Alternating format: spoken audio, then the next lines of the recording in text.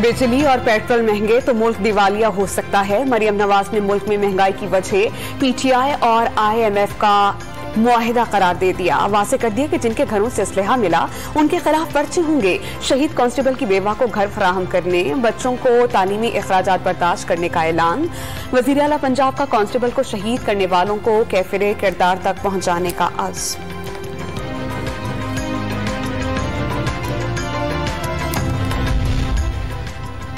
वज़ीर आज़म ने इमरान खान का 6 रोज का अल्टीमेटम मुस्तरद कर दिया। इमरान खान घर में डिक्टेशन दें, ऐवान को नहीं। इंतखाबात का फैसला ऐवान करेगा। वज़ीर आज़म की कौमी असम्बली इजलास में घन घरत। तहरीक इंसाफ के लॉन्ग मार्च पर इमरान खान, असद उमर और इमरान इस्माइल के खिलाफ थाना कोहसार में 2 मुकदमात दर्ज। दफा 144 के खिलाफ वर्जी, कार्य सरकार में मुदाखलत, जलाओ घिराव और अमलाक को नुकसान पहुंचाने की दफात शामिल।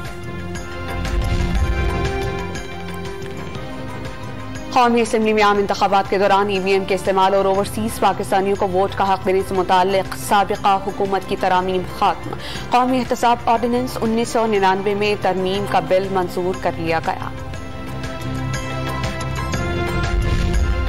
और भारत ने हॉकी एशिया कप में इंडोनेशिया को 16-0 से मात दे दी। पाकिस्तान एशिया कप के पहले ही राउंड से बाहर।